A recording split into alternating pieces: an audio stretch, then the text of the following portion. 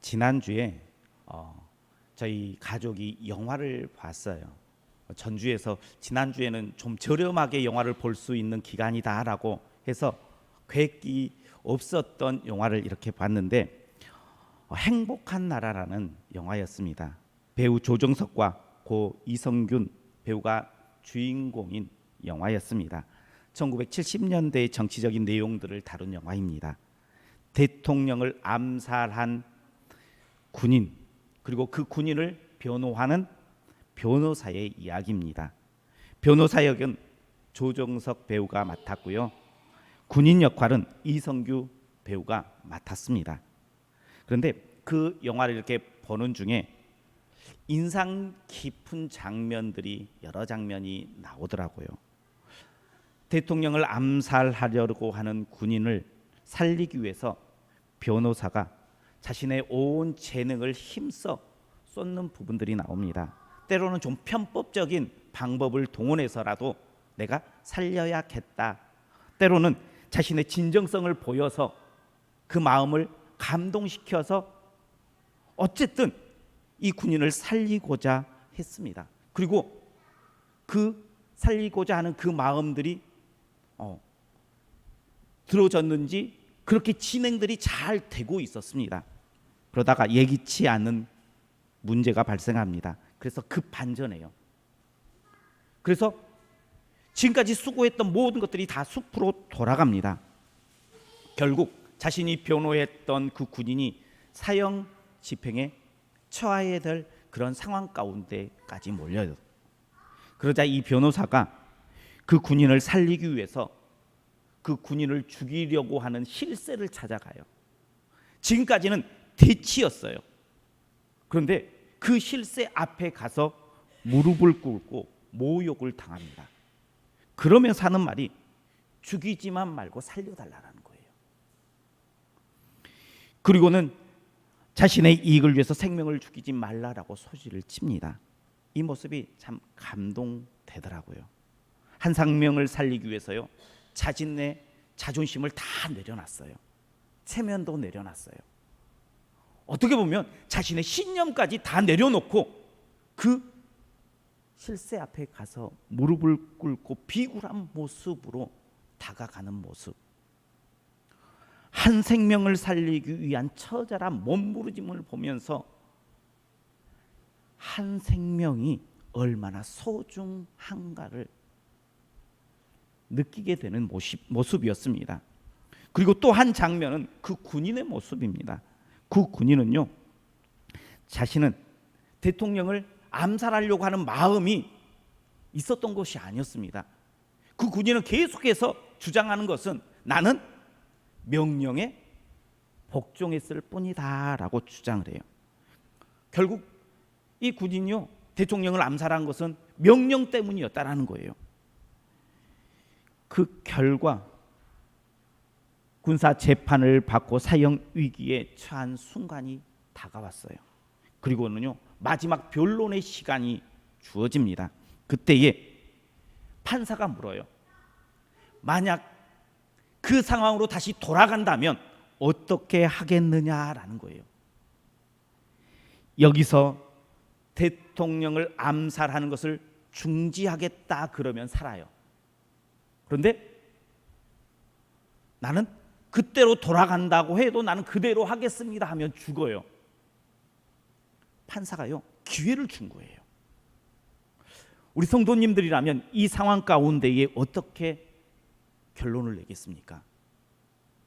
자신을 위해서요, 처절하게 그 무릎을 꿇었던 변호사가 어떤 모습인지도 알아요. 그에게는요, 사랑하는 아내가 있고요, 어린 딸들이 있어요. 이 자녀들이요,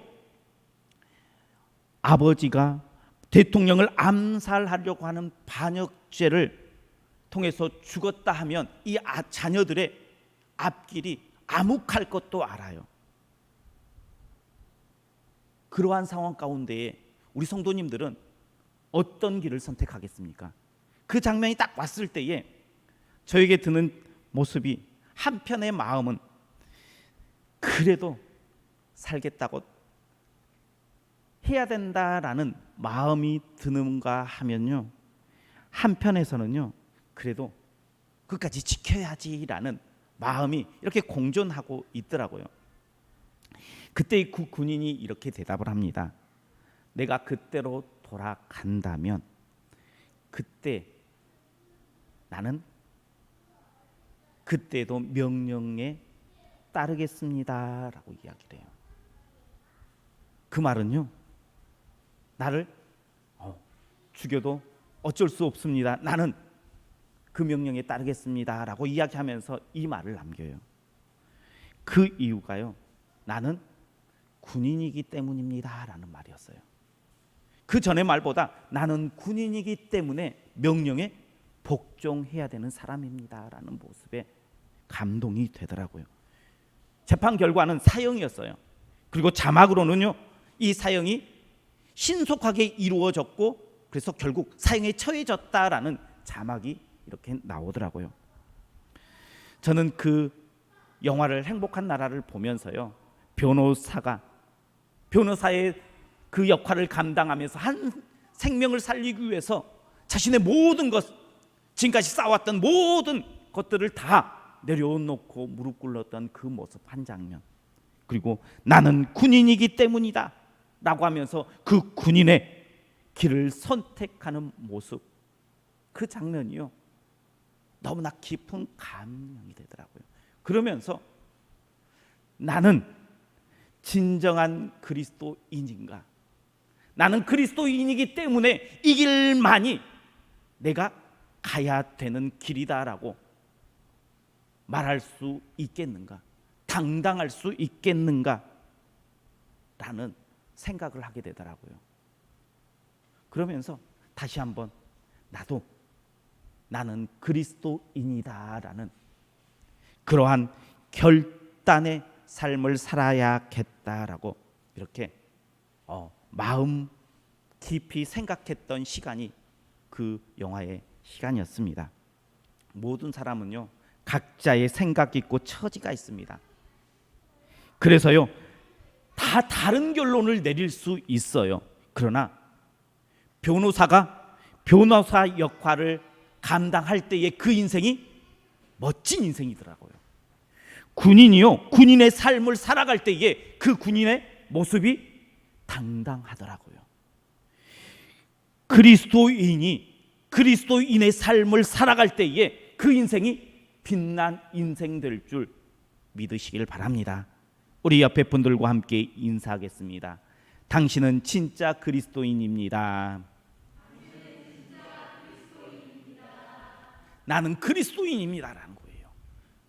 어떠한 상황 가운데에서도요 나는 그리스도인으로 살겠습니다의 고백이 우리 성도님들의 고백 되시길 주님의 이름으로 축복합니다. 근데 진짜와 가짜는 언제 구별이 될까요? 어려움 당하면 되더라고요. 어려움 당하면요 진짜인지 가짜인지 드러나요. 그리고 또 언제 드러나냐 그러면요 이익 앞에서 드러나요. 내가 이익을 취할 수 있는가, 내가 손해를 보지 말아야지 하는 그 상황 가운데에 사람들은요 진짜와 가짜가 구별되더라고요. 또 세 번째는요 생명이 달렸을 때는 또 이렇게 진짜와 가짜가 구별이 되더라고요. 이스라엘 백성들이요 하나님께 약속을 받은 땅이 있어요. 바로 가나안 땅이었습니다. 이스라엘 백성들은요 그 가나안 땅을 향해서 전진해 나아갑니다. 그러던 중에 이제 모압 평지라는 곳에 이렇게 자리를 잡았습니다. 그리고 그 모압 평지 근처에는 모압이라는 나라가 있었어요. 이 모압이요 이스라엘 백성들이 모압 평지에 자리를 잡았다라는 말을 듣자 두려워했습니다. 떨었습니다. 어떻게 두려워 떨었냐 그러면 이 팔레스타인 지역에 메뚜기 떼들이 가끔 출몰을 해요. 그리고 그 메뚜기 떼들이 출몰을 하면 지금까지 농사 지었던 모든 것들을 한순간에 완전히 다 먹어 치워버립니다. 그래서 메뚜기 떼가 지나가면요 남아있는 것이 없어요. 그런데 이 모압 사람들이 이스라엘 백성들을 보는 데에 어떤 마음이 드느냐, 흡사 메뚜기 떼들을 만난 것처럼 두려워 떨었다라는 것을 성경은 이야기하고 있습니다. 이 모압 왕이 메뚜기 떼를 만난 것처럼 두려워했던 이유가 있어요. 이스라엘 백성들이 이 모압 평지 바로 앞에 아모리 땅을 점령해 나가는 데에요, 이 아모리 땅을 점령해서 하나님의 말씀대로 그것을 진멸해요. 어떻게 보면 깨끗이 쓸어버려요. 흡사 메뚜기 떼가 지나간 것처럼 행하였습니다. 그래서요, 그들이 이스라엘 백성들이 모압 평지에 그 진을 치는 것을 보고 두려워했어요. 이제 모압 사람들은 어떻게 해야 돼요? 그냥 가만히 자신의 목을 내어놓고 있어야 됩니까? 이 모압 사람들이요, 모압 왕 발락이요, 어떻게 하면 될까라고 고민하다가 사술사 발람을 찾아갑니다.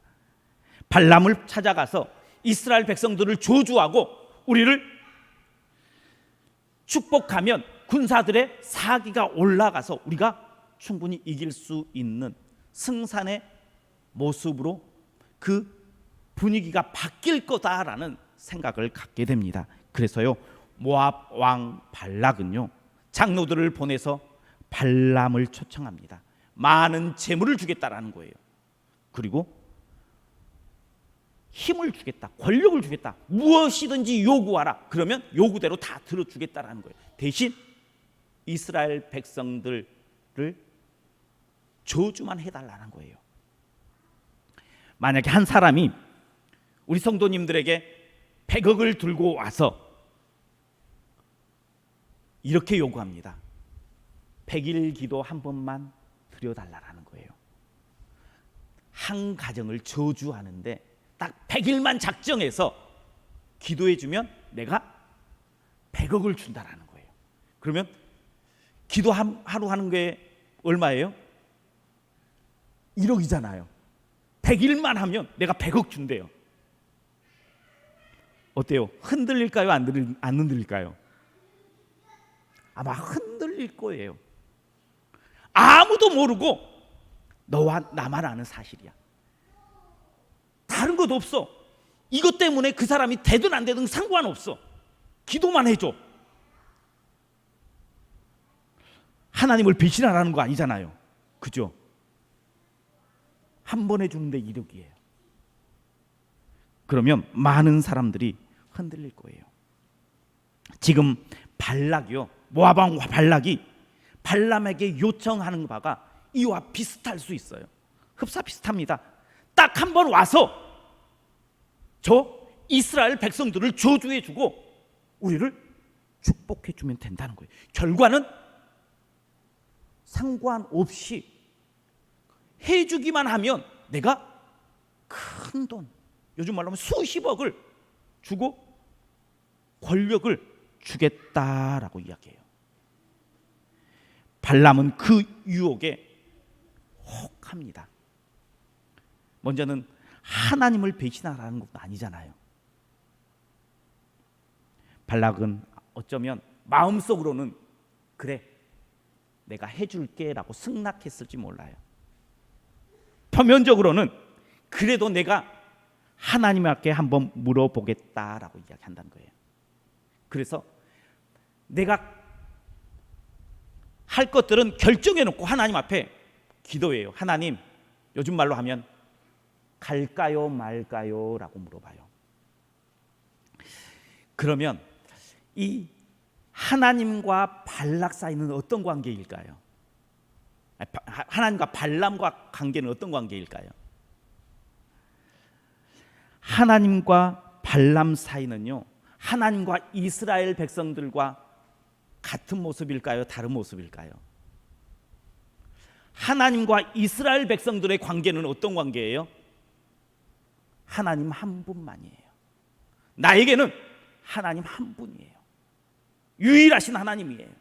그런데 하나님과 발람 사이는 어떤 관계예요? 하나님과 발람 사이는요, 발람은 하나님을 생각할 때에요, 하나님 한 분만이라고 생각하지 않았던 사람이에요. 많은 신들 중에 한 신이다라고 생각을 했어요. 그러니까 하나님께서 노해도요 어떻게 돼요? 다시 내 뜻을 주장하게 돼요. 하나님께서 아니다라고 이야기했는데요, 발람은요 내 눈앞에 있는 그 어떻게 보면 수십억 그 명예를 놓치지 못했던 거예요. 놓을 수가 없었어요. 왜냐 그러면 하나님 한 분만 나의 하나님이다라고 생각하지 않았기 때문이에요. 발람은 처음부터 그런 신앙을 가졌기 때문에 어떻게 보면 발람의 선택은요 당연할지 몰라요. 발람은요 하나님과 자신 사이에 다른 많은 것들이 끼어 있어요. 하나님 아니어도 돼요. 그러면 우리 성도님들은 하나님과 나 사이는 어떻습니까? 하나님과 나 사이가요 하나님과 이스라엘에 가깝습니까? 아니면 하나님과 발람과의 사이와 가깝습니까? 하나님 한 분만이 나의 하나님입니다 고백하는 모습으로 신앙생활하고 있습니까? 그래도 우리 성도님들은 누가 물어본다 할지라도, 어떠한 상황 가운데 있다 할지라도 하나님 한 분만이 나의 하나님입니다 고백하며 신앙생활하고 계신 줄 믿습니다. 또한 그 모습으로 신앙생활해야 돼요. 그런데요 그것들을 깨뜨리려고 하는 것들이 있어요. 하나님과 나 사이를요 멀게 하는 것이 있어요. 어떤 것이 멀게 할까요? 먼저는요 욕심이 멀게 해요. 발람은요 그 욕심, 재물의 욕심, 권세의 욕심이 생겼습니다. 만약에 발락이 발람을 찾아오지 않았다면, 그 물질을 내어놓고 권세를 내어놓지 않았다면 어땠을까라는 생각을 해보게 됩니다. 어땠을까요? 발람을 찾아오지 않았으면 어땠을까요? 욕심이 생겼을까요? 안 생겼을까요? 안 생겼을 수도 있어요. 그런데요 그러면 발람이 그 욕심에 대해서 자유할 수 있었을까요? 다른 유혹에 다른 욕심 가운데에 채울 수 있었을 거예요. 세상과 사탄이요 우리를 욕심 없는 평탄한 삶으로 그냥 두었을까요? 안 두었을까요? 둘까요? 안 둘까요? 발락이 안 찾아왔으면 발람은 그래도 괜찮았을 거야 라고 우리는 생각할 수 있지만, 우리는요 하나님을 믿는 백성은요 끊임없이 영적 발락이 찾아온다는 거예요. 사단이요 우리를 가만두지 않아요. 욕심을 내도록 우리에게 유혹한다는 거예요. 돈가방을 가지고 우리에게 와서 흔들어대요. 권력을 가지고 와서 흔들어댑니다. 우리로 그냥 가만두지 않아요. 요즘 목사님들이요 물질 욕심 때문에 넘어지는 목사님들이 참 많아요.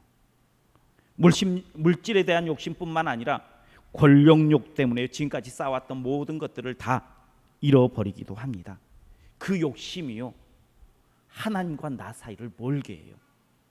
근데 세상은요 사단은요 끊임없이 그 욕심을 가지고 우리를 유혹한다라는 거예요. 그 욕심이 하나님과 우리 사이를 멀게 해요. 야고보서 1장 15절에 욕심이 잉태한즉 죄를 낳고 죄가 장성한즉 사망을 낳는다라고 말씀하고 있습니다. 욕심이 작게 느껴질 수 있어요. 이거 정도는 괜찮을 거야, 이것 정도는 괜찮을 거야 라고 이야기하는데 그 욕심이요 결국 하나님과 우리 사이를 멀게 하고 하나님과 우리 사이를 끊어 놓는다라는 거예요. 그 욕심 때문에 하나님의 말씀에 순종하지 못한 거예요. 발람이 그랬어요. 욕심이 들어가니까 하나님께서 안 돼라고 이야기했는데 어떻게 해요? 하나님 한 번만요. 하나님 이번만 들어주세요 하면서 그 자신의 욕심을 채우려고 했던 모습입니다. 우리는 하나님 앞에 나아갈 때에 하나님 한 번만요, 이번만요, 이것만 해주세요라고 하면서 우리의 욕심을 하나님 앞에 가지고 나와서 하나님을 설득하고 있는 신앙의 모습은 아닙니까? 그 욕심을 벗어버려야 돼요. 근데 욕심을 벗어버리기가 쉬워요, 어려워요? 욕심을 벗어버리는 것이 쉽지 않아요. 근데요, 100억을 가진 사람은요 절대 100만 원을 그렇게 욕심내지 않아요. 그죠? 100억 가졌으니까 100만 원까지 욕심내는가요? 100만 원은 그 정도는 그냥 끄덕일 수 있어요. 그 말은 뭐냐 그러면요, 내가 가진 것이 얼마나 큰지를 내가 본다면 작은 것은 욕심내지 않아요. 그래서요, 욕심을 벗어버리는 방법은요, 내 안에 계신 누구를 보는 거예요? 주님을 보는 거예요. 그 주님이 얼마나 큰지를 영적인 눈을 떠서 보고 내 안에 욕심을 벗어버리는 우리 성도님들 되시길 주님의 이름으로 축복합니다. 두 번째, 하나님과 나 사이를 멀어지게 하는 것은요, 보지 못함의 안목 때문이에요. 발람이 끈질긴 요청을 해요. 그때 하나님께서 그래 그러면 가라라고 이야기해요. 그래서 발람은 짐을 챙겨 가지고 나귀를 타고 갑니다. 그런데 얼마 가지 못해서 나귀가 길을 가지 않고 버팁니다. 급기야 나귀가요 담벼락에 붙어서 이 발람을 상하게 해요. 화가 난 발람이 채찍질하면서 나귀를 앞으로 가려고 할 때예요, 나귀가 입을 열어요. 내가 당신에게 무엇을 잘못했기에 나를 3번 때립니까? 그러자 발람이 이 나귀에게 이야기합니다. 내가 칼이 있었으면 너는 죽었어. 그때에 이 나귀가 다시 입을 여는데 내 평생에 당신에게 해를 끼친 적이 있습니까? 그러니까 지금 버티는 것도 누구를 위한 거라는 거예요? 너를 위한 거야 라고 이야기하고 있는 거예요, 나귀가 발람에게. 그때에 발람의 눈이 밝아집니다. 밝아지자 여호와의 사자가 큰 칼을 가지고 이 길을 지키고 있어요. 만약에 나귀까지 보지 못하고 그곳을 갔다면 여호와의 사자가 발람을 죽였을 거라는 거예요.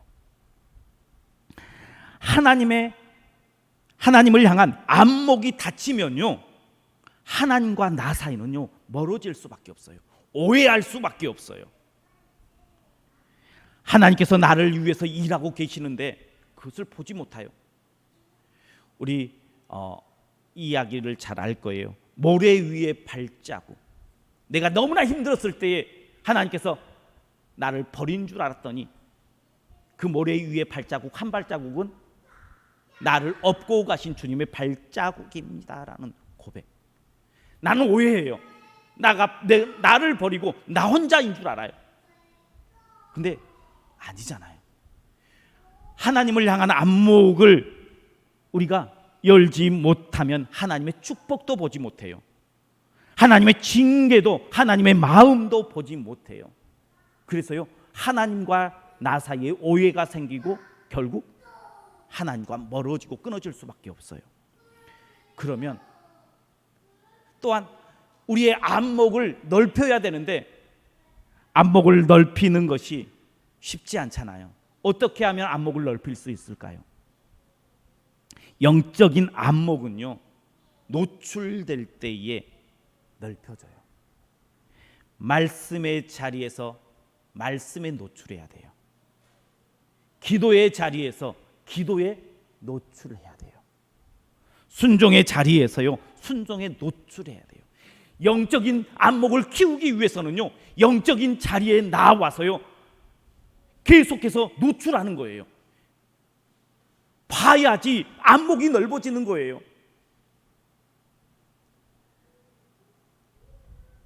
중국을 가봐야지요 중국에 대해서 아는 거예요.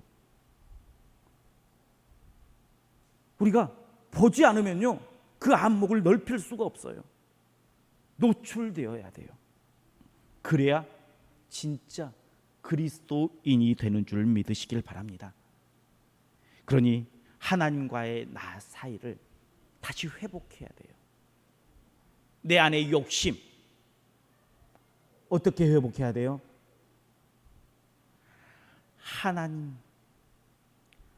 내 안에 계신 하나님을 보세요.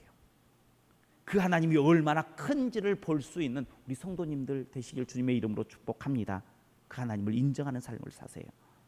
그리고요 영적인 시간을 통해서요 나를 계속해서 노출하세요. 지금보다도 더 많은 시간들을 노출하세요. 그래야지 우리의 안목을 넓힐 수 있어요. 하나님의 마음을 살필 수 있어요. 이렇게 진짜 그리스도인이 되십시오. 그래서 어떠한 순간에서도요 어떠한 상황 가운데서도요 나는 그리스도인이야. 나는 그리스도인이기 때문에 이런 삶을 살아갈 수밖에 없어라고 고백하며 진짜 그리스도인으로 살아가는 우리 성도님들 되시고 우리 교회가 되기를 주님의 이름으로 축원합니다. 기도하겠습니다. 우리의 삶의 주관자가 되어주시며 우리에게 가장 좋은 것들을 허락하실 여호와 하나님, 오늘도 주님 앞에 나와 머리 숙입니다. 하나님, 내가 하나님 앞에 진정한 그리스도인이 되겠습니다 고백하며 주님 앞에 나아갑니다. 우리의 하나님과 우리 사이를 멀게 하는 욕심을 벗어버리게 하여 주시고 우리의 닫혔던 안목을 열어주시어서 하나님 자녀답게 그리스도인답게 하나님의 백성의 삶을 살아가는 우리 성도님들 되게 하시고 우리 교회가 되게 하여 주옵소서. 예수님 이름으로 기도하옵나이다. 아멘.